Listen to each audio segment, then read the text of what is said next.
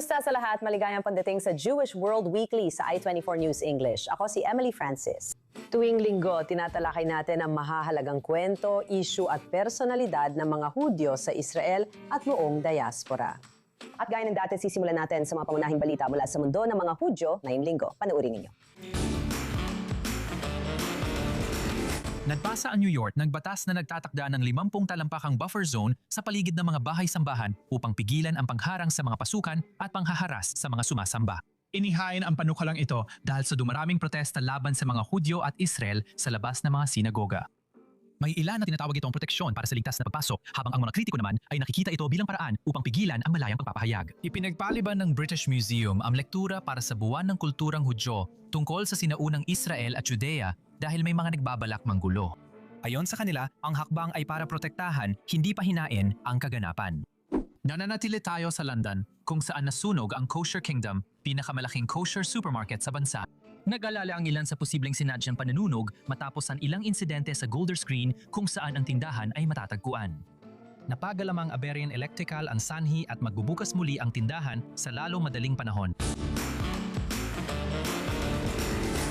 Naniniwala ang mga kritiko ng Administrasyong Biden-Harris na napatunayan tama sila sa pagsabing kulang ang suporta nito sa Israel matapos ang masakre noong Oktubre 7 at digmaan laban sa Hamas. Ang bagong inilabas na 170 pahinang autopsy report ng kampanya at pagkatalo ni Kamala Harris sa halalang pampanguluhan noong 2024 ay nagpapakita na ang Gaza at Israel ay lubusang hindi isinama. Ano masasabi natin? Narito si Mike Wagenheim, Senior U.S. Correspondent ng I24 News English mula Washington para magpaliwanag. Hello Mike, ano ang nilaman o hindi nilaman ng autopsy report? Maraming batikos ang natatanggap ng DNC tungkol sa autopsy report. Ayon kay DNC Chair Ken Martin, ayaw niya talagang ilabas ito noon pa. Ginawa lang niya ito dahil sa pressure at hindi siya sang-ayon sa nilalaman o sa mga hindi isinama sa report na hindi pa ito tapos. Kapansin-pansin ang mga tab sa report na nagsasabing kulang ang impormasyon at hindi na fact-check ang bahagi nito. Kaya parang draft lang talaga ito, mukhang unang draft pa lang na hindi naman talaga planong ilabas pero ginawa pa rin niya dahil sa sobrang pressure na gawin ito. Ngayon, 50,000 na salita. 50,000 na salita sa report na ito, wala man lang nabanggit tungkol sa Israel, wala ring nabanggit tungkol sa Gaza o sa alegasyon ng genocide o kahit ano na katulad nito. Ngayon, ayon sa mga pro-Palestinian na grupo, lumapit ang mga DNC officials sa kanila sa isang pagpupulong at ibinahagi base sa DNC research na natuklasan nilang kulang ang isang totoong. Ayon sa mga pro-Palestinian na grupo, ang kakulangan ng malinaw na pagtuligsa ni Kamala Harris sa Israel noong kampanya ang sinabing nagdulot ng netong negatibong epekto sa huling botohan. Ngayon, mga opisyal ng DNC lang ang nagsabi nito sa pro-Palestinian na grupo pero hindi ito opisyal na sinabi ng DNC at wala ring nabanggit sa ulat. Kaya patuloy tayong nagtataka sa tunay na epekto ng negatibong ito. Sa totoo lang, Emily, hindi rin ito nababanggit. Kung mas mahigpit sana si Kamala Harris laban sa Israel sa kampanya, baka nakuha niya ang mas maraming boto ng mga Palestinian o pro-Palestinian. Bilang resulta, magkakaroon kaya ng netong negatibo mula sa mga sumusuporta sa Israel. Magbabago kaya sila ng boto? Baka hindi na bumoto para sa kanya o bumoto nga lang kay Pangulong Trump dahil dito. Isa pa hindi pa natin alam sa ngayon. Pero ang pinaka-importante, wala pa talaga tayong malinaw na sagot kung gaano kalaki. Maring napahina ang kanyang kampanya dahil sa sinasabing suporta niya sa Israel o kahit man lang sa hindi niya pagpaparinig sa mga boses ng mga Palestino sa buong kampanya niya ayon sa iba. At alam mo yun, paano? Habang papalapit na tayo sa midterm elections, ibig kong sabihin, paano haharapin ng mga demokratiko ang mga natuklasan sa ulat na ito? At alam mo, ano pa? Ano ang maaari nilang matutunan pagdating sa, alam mo, midterm elections at pati na rin sa 2028 presidential election? Nakakatawa may kasabihan na kaya mong palabasing, sinasabi ng mga numero ang kahit anong gusto mo, pero wala pa tayong numero para mabuo ang kwento rito dahil tumanggi ang Democratic National Committee na isama ang mga ito sa ulat. Tuloy-tuloy ang isyung ito. Sa tingin ko, pwede mong isantabi muna ang kontrobersiya sa autopsy. Nakikita natin itong umuunlad sa mismong oras at sa aktual na mga boto sa Kapitolyo. Nakikita natin na dumarami ang mga demokratang sumusuporta sa embargo ng armas laban sa Israel at hindi lang ito para sa mga sandatang pandepensa kundi pati na rin sa mga sandatang pangopensa. May ilang demokrata na lalo nang nagsasabing hindi dapat bigyan ng Israel ng suportang pandepensang armas at na ang pinansyal na tulong ay dapat suspindihin o tuluyang putulin. Ngayon, naririnig natin mula sa Israel sina punong ministro Netanyahu at iba pa na nagsasabi niyan. Totoo, dapat nang unti-unting alisin ang tulong dahil nagiging pabigat na ito sa politika. Dapat maging mas sapat sa sarili ang Israel sa paggawa ng armas at iba pang larangan na dating tinutustusan ng Amerika. Kaya anuman ang sinasabi ng ulat, isa pa rin itong issue para sa Israel dahil sa mga demokrata at sa mas lumalaking kakulangan ng suporta na nakikita natin para sa Israel na yon. Tiyak na magiging pangunahing tema ito sa midterm elections. Sige, maraming salamat, Mike. Habang papalapit ang midterm election sa US ngayong Nobyembre, lumabas sa bagong survey na karamihan sa mga botanteng Hudyo ay boboto pa rin sa mga demokrata at tutol kay Pangulong Trump at sa kanyang mga pulisya. Kahit na 70% ng mga Hudyo ay nagsasabing nababahala sila sa tumataas na antisemitismo at 70% ay emosyonal na konektado sa Israel. 67% pa rin ang nagsasabing balak nilang bumoto para sa mga kandidatong demokratiko ngayong Nobyembre. Kasama natin ngayon mula sa Washington, D.C. si Haley Soifer, ang CEO ng Jewish Democratic Council. Kumusta at salamat sa iyong pagdalo. Salamat sa pag-imbita sa akin. Alam mo, sa survey na ito, 2/3 ng mga Hudyo ang nagsasabing balak nilang bumuto para sa mga kandidatong demokratiko. Ito sa kabila ng kontrobersya, karahasan laban sa mga Hudyo at antisemitismo. Sa tingin mo, bakit hindi natin nakikita ang mas malaking paglipat sa kanan? Sa tingin ko, may kinalaman ito sa mga pagpapahalaga na nagtutulak sa boto ng mga Hudyo. Ayon sa survey na ito, bukod pa sa ipinapakita na 7 sa bawat 10 botanteng Hudyo ay balak bumuto para sa mga demokratiko sa midterms. Ipinapakita rin ito na inuuna ng mga botanteng Hudyo ang iba't ibang issue, simula sa kinabukasan ng ating demokrasya. At ito rin ang naging pangunahing issue para sa mga botanteng Hudyo sa nakaraang 2 eleksyon, 2024 at 2022. Walang ibang mas nagbanta sa demokrasya ng Amerika kundi si Donald Trump. At kinonsenti siya ng mga Republikan sa Kongreso, kaya makatuwiran na ang mga botanteng Hudyo na inuuna ang isyung ito ay mariing tumanggi sa kanila. Ayon sa survey, ang ikalawang mahalagang issue para sa mga botanteng Hudyo ay gastusin sa pamumuhay. Ang mga palpak na pulisya ni Donald Trump ay nagtaas ng gastusin para sa lahat. Ang ikatlong mahalagang issue ay ang laban sa antisemitismo. Tulad ng nabanggit mo, 70% ng mga botanteng Hudyo na talagang napakataas ay nababahala tungkol sa antisemitismo sa Estados Unidos. At ang ito ay hindi dapat tingnan sa pananaw ng kanan o kaliwa. Ang napakalaking mayorya ng mga demokratiko, kabilang ang ating mga namumuno, ay sumusuporta sa komunidad ng mga Hudyo sa mga pagsisikap na labanan ang antisemitismo. Sa palagay ko, ipinapakita ng survey na ang boto ng mga Hudyo ay patuloy na ginagabayan ng kanilang pinahahalagahan. Si Donald Trump at ang mga Republikano sa Kongreso ay hindi talaga kaayon ng karamihan sa Amerikanong Hudyo sa ating mga pangunahing pinahahalagahan. At alam mo, ano ba ang posisyon nila tungkol sa digmaan laban sa Iran at iba pa? Nakikikita pa rin ba natin na mas malakas ang koneksyon ng mga Hudyo sa Israel at sa kanilang lupang tinubuan pagkatapos ng Oktubre 7, kahit maraming Amerikano ang di nakikibahagi noon? Nakikita talaga natin ang pagkakaugnay sa Israel. At sa totoo lang, tumaas ang isyu ng Israel pagdating sa prioridad ng mga isyu. Matagal nang sunod-sunod ang ganitong survey. Pagkatapos ng Oktubre, 7 mas naging mahalagang usapin talaga ang Israel. Ika-4 ito sa pinakamahalagang isyu ng mga botanteng Hudyo. At 70% ng mga botanteng Hudyo ay nakakaramdam ng emosyonal na pagkakaugnay sa Israel. Pero sa parehong panahon, halos kaparehong bilang ng mga botante, 67% ay may hindi magandang pananaw kay punong ministro Netanyahu. 55% ang tutol sa ginagawa ng Israel sa digmaan sa Gaza. At 62% ang tutol sa digmaan sa Iran.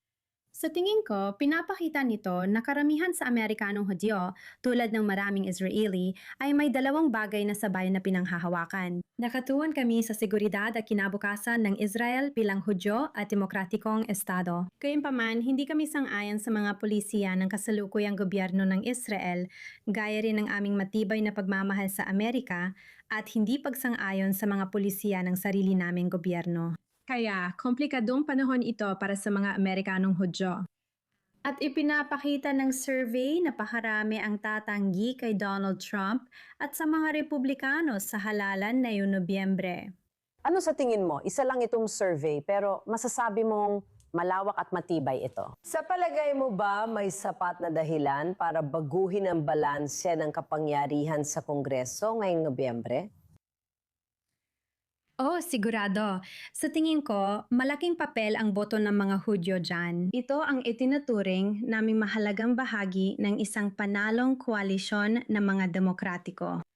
Hindi sapat ang boto ng mga Hudyo para manalo sa eleksyon, pero ang halos 7 sa bawat 10 Hudyo na sumusuporta sa mga demokratiko ay malaking tulong sa kanilang panalo, lalo na yung dikit ang laban sa eleksyon. At marami tayong mahahalagang distrito, kabilang nasa New York at iba pang lugar, na nakataya sa eleksyong ito. At kung mapunta ito sa mga demokratiko, mababawi ng mga demokratiko ang mayorya. Ito ay mga distrito kung saan hindi maliit ang boto ng mga Hudyo. Mga 20% ito. Kaya mahalaga ito sa mga pangunahing distrito at estado na maaaring mantakda ng mayorya sa Kongreso, Senado at Kapulungan. Salamat, Haley, sa iyong pananaw. Salamat! Si Nemanja Starovic, Ministro ng European Integration ng Serbia at tagapangulo ng delegasyon nito sa International Holocaust Remembrance Alliance, ay nasa Washington para makipagpulong sa mga opisyal ng US at leader ng Hudyo hinggil sa ugnayan sa Israel, bagong kasunduan sa Malayang Kalakalan at paglaban sa antisemitismo. Nakipag-usap si Mike Wagenheim, Senior US Correspondent ng I-24 News English sa kanya sa Embahada ng Serbia at narinig ang iba pang bahagi ng usapan. Nakakabalintuna kasi habang tumatagal, parang mas marami ng kaalyado ang Israel sa Gulf kaysa Europa ngayon, maliban sa ilang bansa tulad sa inyo. Paano kaya maayos ng Europa at Israel ang relasyon nila sa tingin mo? Sa totoo lang, hindi ko naman trabaho ang magbigay ng payo sa ibang mga bansa. Maaari ko lang ibahagi ang aming positibong karanasan sa pagpapalago ng kooperasyon namin sa Estado ng Israel. Naniniwala kami na ang aming patakarang panlabas ay dapat ibatay sa malinaw na mga pagpapahalaga at ito rin ang naglapit sa amin sa Israel. Pero siyempre, kailangan din ng practical na aspeto dahil ang nabanggit ko. Ang ugnayang pangkalakalan at pamumuhunan ay lumalago. Maraming kumpanya ang Israeli ang pumapasok sa Serbia at nagtatayo ng produksyon sa konstruksyon, retail at depensa kung saan patuloy din ang kooperasyon. At umaasa lang ako na makikita rin ng ating mga kapitbahay sa Europa ang mga oportunidad na yon at palalimin pa ang kanilang kooperasyon sa Israel. Ikaw rin ang namumuno sa delegasyon ng Serbia sa IRA. Malaking issue ang antisemitismo sa Europa at malakas ang paglaban ng inyong bansa dito. Ano ang kalagayan na iyon ng mga Hudyo sa Serbia, ng mga Hudyo sa Europa? At saan mo nakikita na patungo ang lahat ng ito?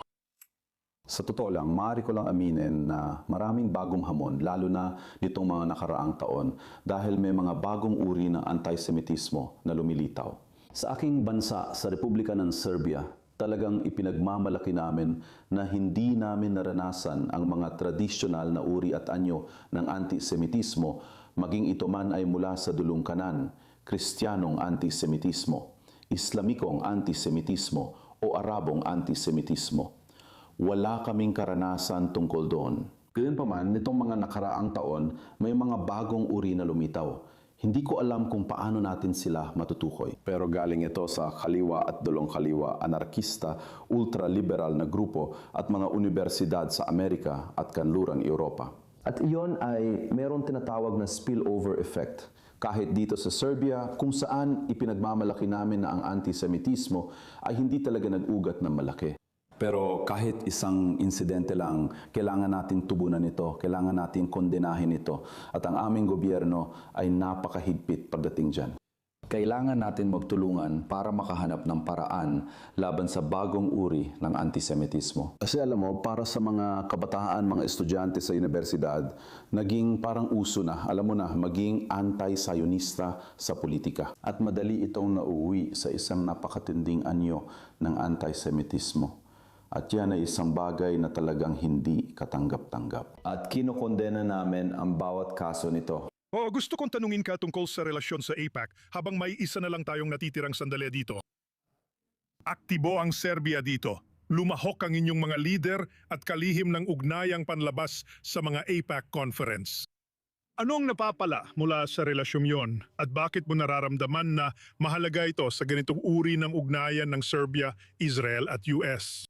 Sa totoo lang, ipinagmamalaki ko na lahat ng mga kaibigan namin mula sa AIPAC at pati na rin sa American Jewish Committee ay sinuportahan kami sa ilang mga batas na ipinasa namin nitong mga nakaraang taon. Mas insinan kaming tulungan at ipinagmamalaki kong ang Serbia, ang unang bansang lubos na nagpatupad ng Teresian Declaration. Ibig sabihin nito ay nagpasa kami ng angkop na batas upang maibalik ng buo ang mga ari-ariang kinuha noong Holocaust sa komunidad ng mga Hudyo kahit na walang direktang legal na tagapagmana dahil sa kasamaang palad buong mga pamilya ang nalipol noong Holocaust. Kaya ang aking bansa ang naging una na nagpasa ng batas at nagsimula ng paglalaan ng pondo para sa komunidad ng mga Hudyo sa Serbia simula noong 2017. Sa pamamagitan ng malaking halaga na nakakatulong sa pagpapanatili ng alaala at kultura at lahat ng bagay na napakahalaga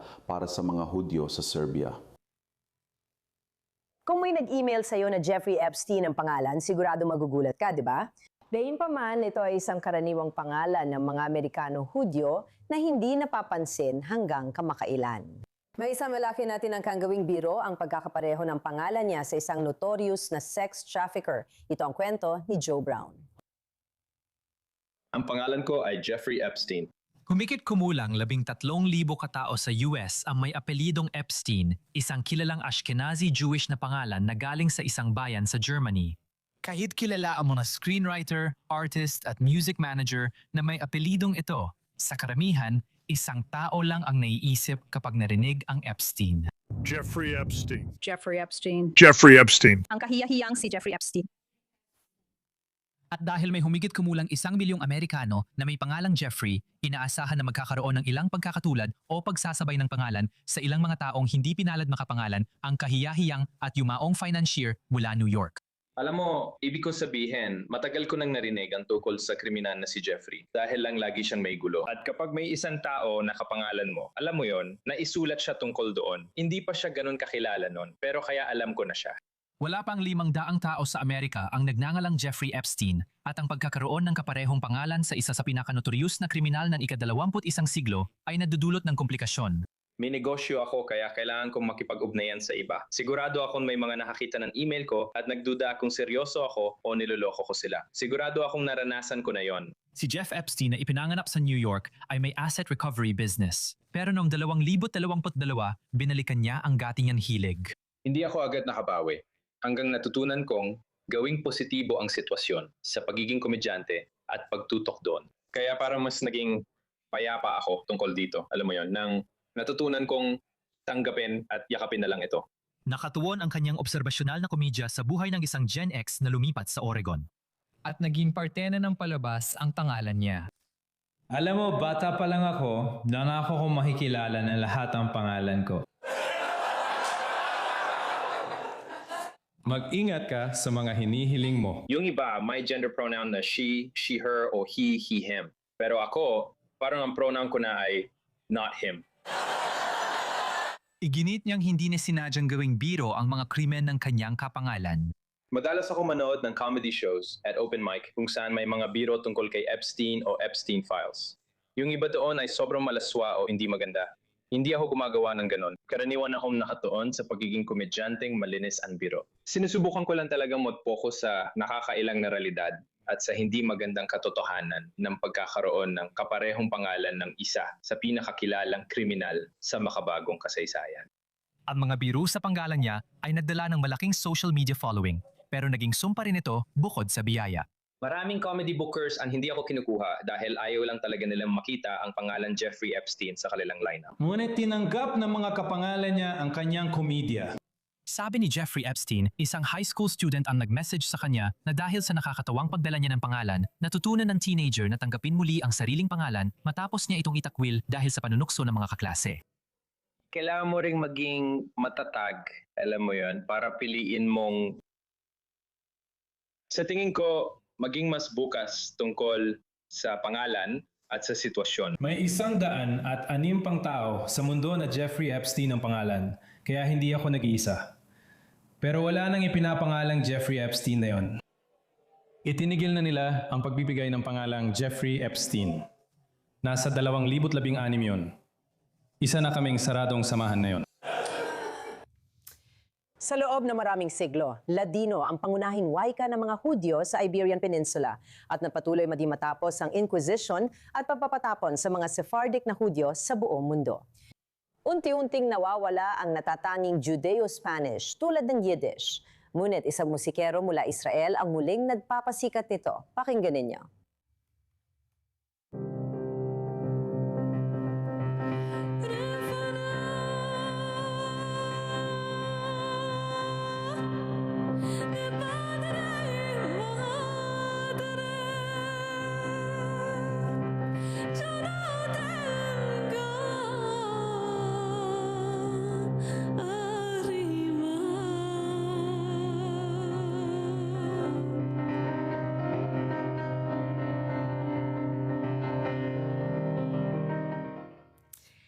At kasama natin ngayon sa studio si mga awit ng Ladino na si Rene Benjamin. Kumusta at maligayang pagdating?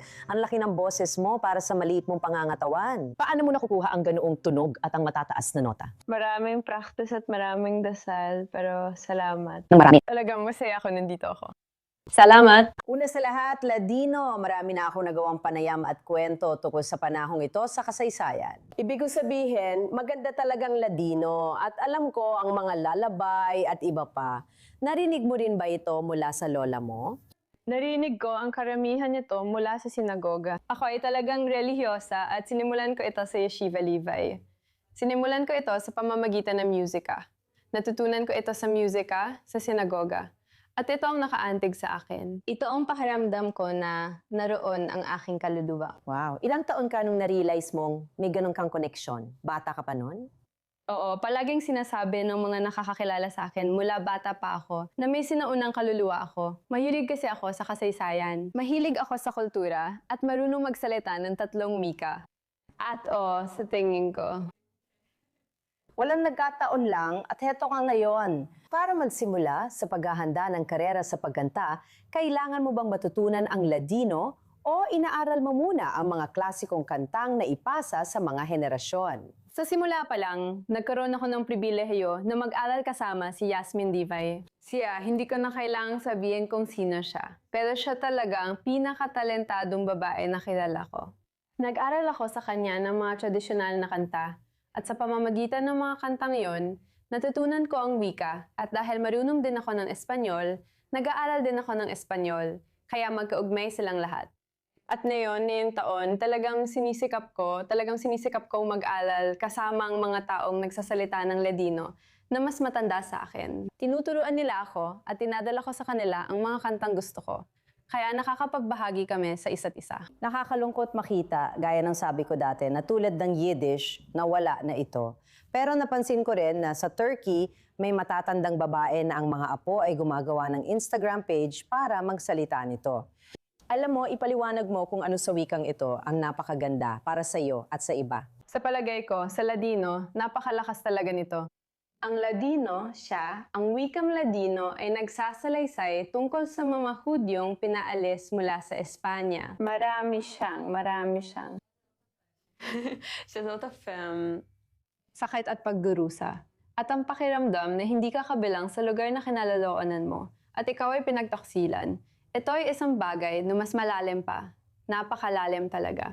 At sa tingin ko, kahit ang mga tao na kaedad ko ay makakaugnay dito at makakaugnay sa mga kanta at sa wika. Kaya, sa tingin ko rin, Kaya dahil bata ka pa at dinagawa mo ito, ipaliwanag mo kung bakit maganda na ngayon ay may mga kasangkapan na tulad ng social media para mas marami kang maabot na tao. Alam mo yon, sa labas ng sarili mong tahanan at kapaligiran. Ito talaga ang sinusubukan kong gawin para mapanatili. Alam ko na siguro, sa loob ng 20 taon, hindi ko alam, ang Ladino bilang isang wika, malamang ay mawawala na siya sa mundong ito, sa kasamaang palad. Pero alam ko na ang kanta, ang kultura, ang mga kwento, mananatili yon. Alam ko mananatili yon. Sumasayaw pa rin ang mga tao, kumakanta ng Adio Kadida, Abraham Avinu, at iba pang kanta. Alam na nila ito noon at hanggang ngayon sa sinagoga.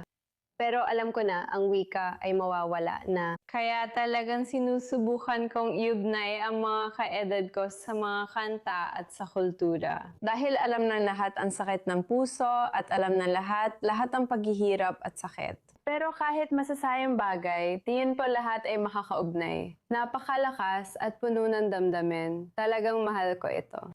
Kaya sa mundo na pinag-uusapan ng oo, Ibig kong sabihin, sa tingin ko, kapag narinig ng mga tao ang ganda nito, kusa silang makakaugnay dito kahit hindi nila alam na ito ay Ladino o kung ano man ito. Tungkol ito sa kailangan mo lang damhin sa kaluluwa. Mararamdaman mo, marahil ay mararamdaman mo ito. Eksakto. alam mo ang music ako, damhin mo lang ito. Isipin mo kung ano hinihikayat nito sa kanila. Oo. Ang ganda, ituloy mo ang ginagawa mo at salamat sa pagpupursige sa passion mo. Inspirasyon ka sa marami. Maraming salamat. Salamat. At iyan lang para sa episode niyong linggo ng Jewish World Weekly. Maaari kayo pumunta sa website at YouTube channel ng I24 News English at syempre sa aming mga social media platforms din para mapanood ang episode na ito, pati na rin ang mga naunang episodes. Maraming salamat sa panonood. Ako, si Emily Francis. At paalam mula sa Tel Aviv.